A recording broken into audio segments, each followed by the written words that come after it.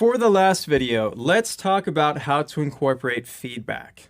Pyro is a very delicate system, and as you might already know, one little change, one little setting can throw everything off because everything relies on each other. For instance, if I do something that changes the temperature, that in turn will probably change the shredding. That shredding might then make me think that something's wrong with the source or something else. And so basically what can happen here is that you change one little thing and everything else gets screwed up. And this happens all the time with Pyro. So here is how to prevent that from happening. Here's how to adjust your workflow so that that doesn't happen to you. So pretend again that a client says, I want to change, I don't know, the thickness of the flames. Well, we know that the thickness can be due to many things. It could be due to the way things are sourced. It could be due to the divergence and how that's happening towards the base of the flame. It can happen because maybe we have too much shredding, and in that shredding, we're stretching this out too much or something like that. There's all sorts of things that can cause the flames to look too thin and for them to need to thicken up, as an example. So in that situation, here's what I would do. I would start off by disabling all my microsolvers. So I go like that. I would also create a brand new sparse pyrosolver node. I would detach this and then gray it out. So we still have all the settings right here. It's just off to the side. Then I would plug everything else in. And the idea here is that we want to start with the sourcing. We want to take a look at the client's notes and start with the sourcing and ask ourselves if the sourcing makes sense for what they want.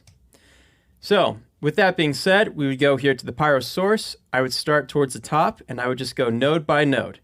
Does this all make sense based on the feedback? Double check that, cache it out, bring it into the DOP.NET, and then see what it looks like. Do a little test render. The idea is that the sourcing alone should get you about 70% of what the sim ought to be. And so if it's not already in the general area that your client wants, then you need to keep adjusting the sourcing until it reaches that area. And then everything else is supposed to add on top of that. So let's say that we like the sourcing. It's all good.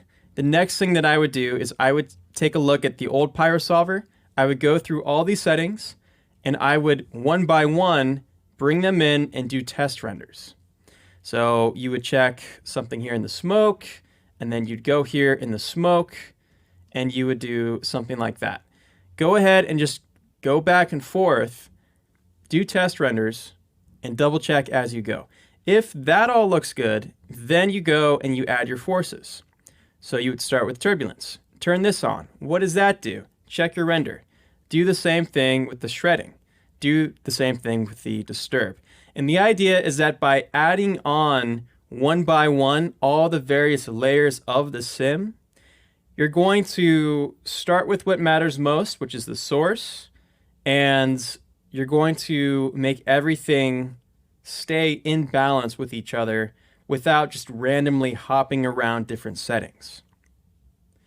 In order to visualize this, I made a pyramid which describes the order of importance when it comes to a pyrosim.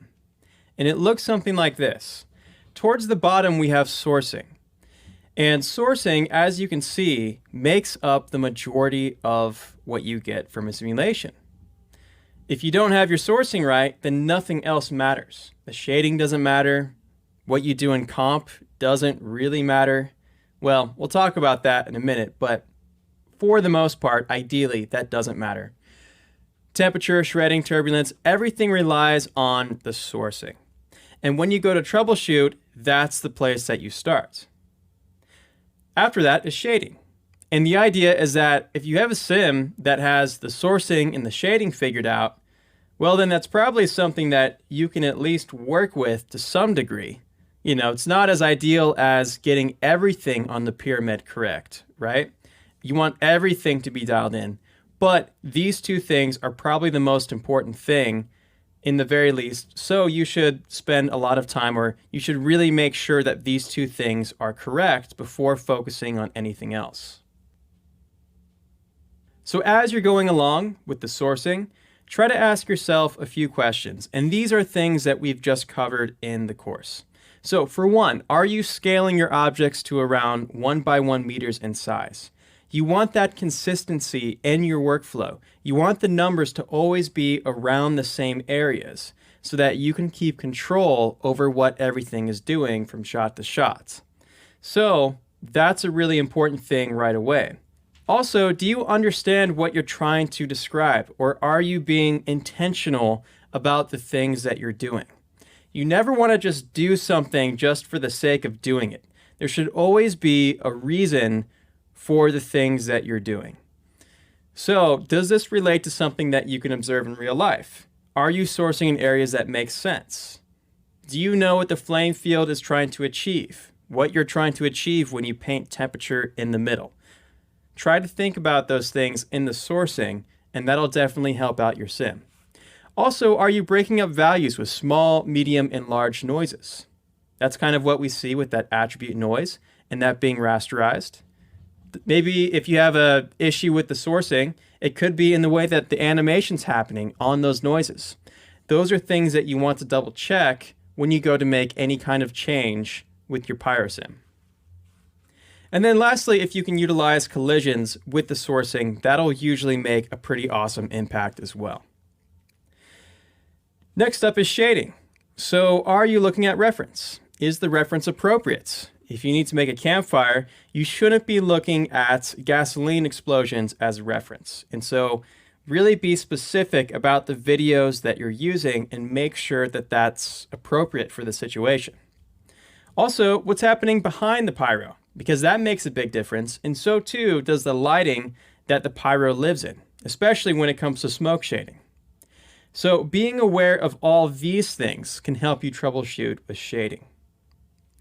And then velocity, I think, is where most people end up kind of making mistakes. The main thing that should drive velocity is temperature. It should not be turbulence. It should not be shredding, disturbance, anything else. The velocity mostly comes from the temperature, and everything else add on just a little bit of extra detail to give you the final thing. So really the key to this velocity is knowing what's ultimately pushing the vectors in the directions that they're going. How much is temperature affecting it? How much is that temperature in relationship to the turbulence right now in your sim? Do you know what your temperature is doing? Do you know what those values generally are? Are the control fields on the other gas microsolvers hitting that range that lives within the temperature field if you're using temperature? You can also use flame as well. But the idea is that you want to gain control over the velocity that starts with temperature and then it moves on to everything else. And then lastly, we have post effects, or you can also think of this as compositing. Now, here's the deal. A lot of times studios, they end up getting pyrosims that don't look very good. And when that happens, it's the guys in post effects, it's the compositing team that needs to cover it up with lots of motion blur, lots of bloom, lots of, hey, don't look over here tricks, right? To cover up a bad pyrosim. And that's really not ideal. And you really don't want to be in that situation in the first place. And it's not necessary if the simulation looks great in the first place. So, given that you have a good looking simulation, this post effects is just meant to add the little bit of extra push that already exists in your great looking sim so that it looks nice, it blends in great with the environment that's around it, and it just adds that little extra bit of feel, that last 20%, well, maybe that last 10%, let's say, of a subtle difference. So that is what you want with post effects. It's all about being tasteful. With post effects, you want to try to be as tasteful as you can. And when someone looks at your render, you want them to think that's fire rather than that's bloom. Or, oh yeah, that person just used a ton of motion blur. Whatever it might be. You want them to think about the thing that you made. And this now wraps up the course. Thank you so much for watching. I hope that you've learned something and that you feel a lot closer towards creating pyro that you're happy with, that you're excited about. I hope that these tips and tricks point you in the right direction at least, and that you can create awesome stuff. If you have renders, let me know about it because I want to share this stuff on LinkedIn, Facebook, Instagram. I don't have Twitter and Snapchat. I probably should, but if you're on any of those platforms, let me know about it because I'd love to see what you guys are doing, and I think it's fun to share your progress with everyone else. Also, keep an eye out for Pyro 3. I don't know when that's going to happen, but at some point, I'm going to have this super epic trilogy of Pyro 1, 2, and 3. And in Pyro 3, I'll do like a huge explosion with missile trails and vorticles and all kinds of stuff that I haven't shown you yet. So that is down the line at some point. Also, I mentioned towards the beginning of this course that if you want to learn about the old Pyro solver, what I'll do for that is in the next section, you'll have a link that'll link you to the old version of this course. I don't think the old version turned out as good as this version did, honestly. I think that if you know the sparse Pyro solver, you don't necessarily need to know the way that the old one worked. But if you're interested in that, I have another 3 to 4 hours of me talking in that link. As always, thank you for your support. It goes a really long way. And until next time, I hope that you have a great day.